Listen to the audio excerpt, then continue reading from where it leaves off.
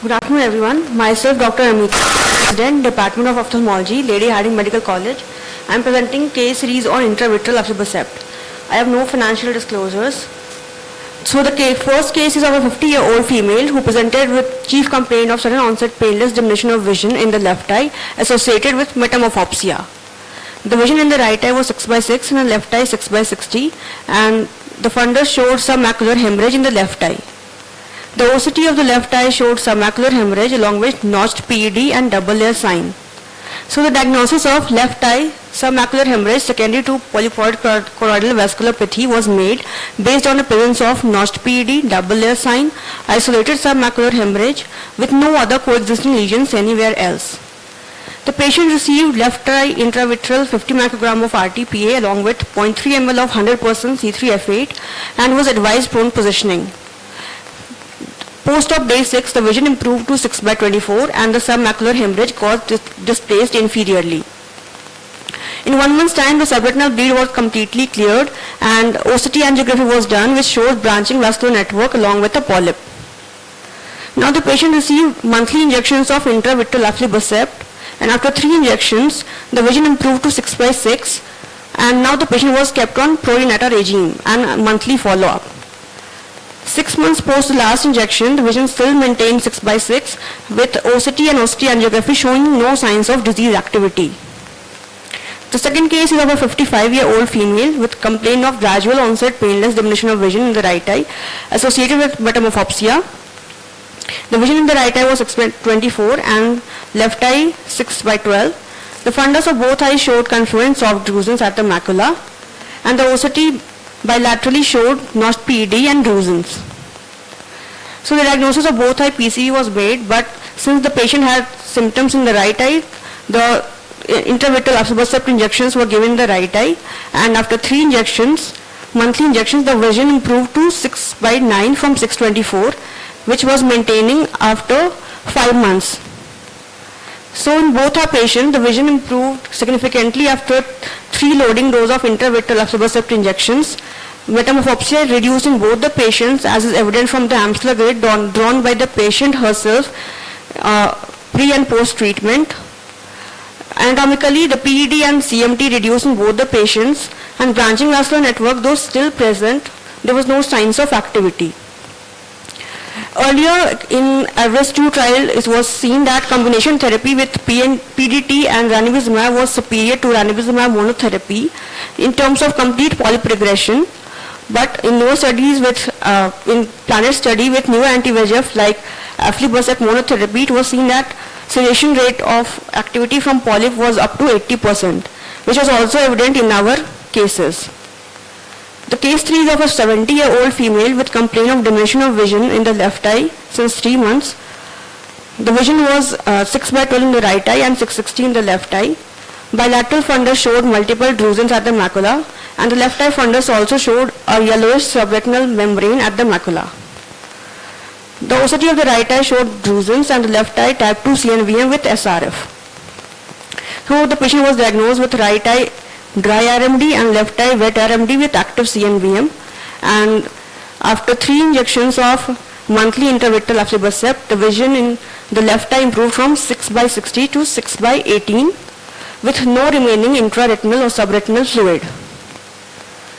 According to VIEW studies, the intravitreal aflibercept 2 monthly injections after 3 initial monthly doses produced similar efficacy and safety outcomes as monthly injections of ranibizumab, thus reducing the treatment burden for the patients.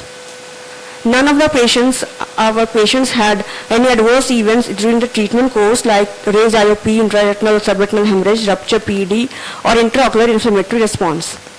So the take-home message is intravitreal aflibercept injection monotherapy can be used for PCV, and wet RMD can be treated with fewer number of intravitreal aflibercept injections as compared to ranibizumab, thus reducing the treatment burden.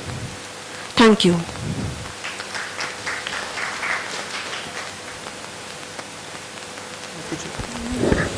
So when you said about the submacular hemorrhage in your first case, so it was actually good that it got resolved only with the help of the intravitreal aflibercept. Otherwise, what are the other treatment modalities we would have to choose in case if there is no recurrence or so in case there is no subsidence of the submacular hemorrhage in those cases? So surgical modalities are available. We have to do PPV along with, and we go subretinal and wash away with BSS. Yes, some recently it has been Huh? done. BSS? Yes, sir. Washing, Recently it has okay. been done, tried. Any other treatment modalities? Ga- Huh?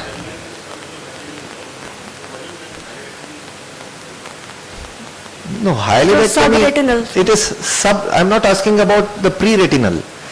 The pre-retinal or the subhyaloid bleeds, you do a hyalurectomy. But these are subretinal.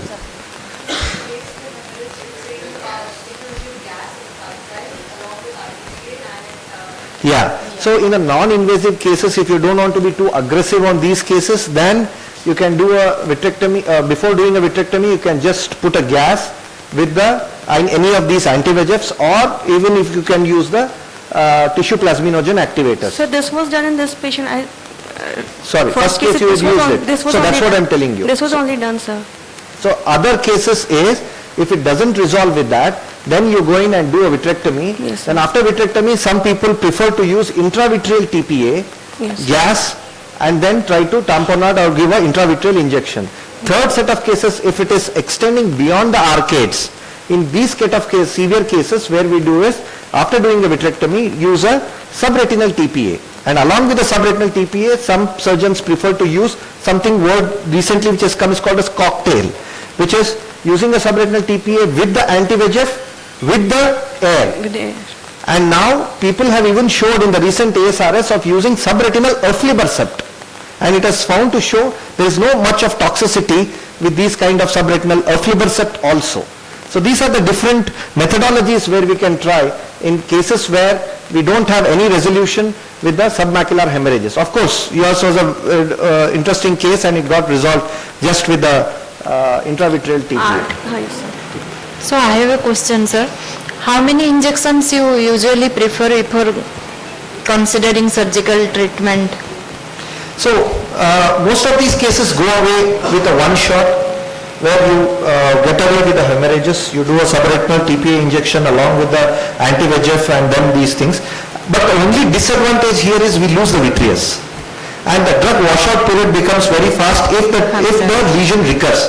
I have 2 or 3 cases out of my 16 cases of subretinal TPA injections where it has recurred. But fortunately they have responded even post-vitrectomized eyes also, they have responded pretty well. So now what we use the long-acting anti-VEGFs. Now we don't use the bevacizumab or the ranibizumab. We have now aflibercept coming in, we have now the brolucizumab coming in, and now we have most importantly the faricimab coming in, which if you don't want the Paginax or the brolucizumab thinking that it has some inflammatory conditions, but definitely the aflibercept and the faricimab have shown to be given much. And most of these cases are not like where we see the recurrent cases of hemorrhages, because they usually bulge out and they throw out. So that is when the subretinal hemorrhage happens, and once we treat the subretinal hemorrhages, I have seen many patients doing well in these kind of cases where the repeat number of injections is not as frequent as in other set of cases with type 1 and type 2 CNV.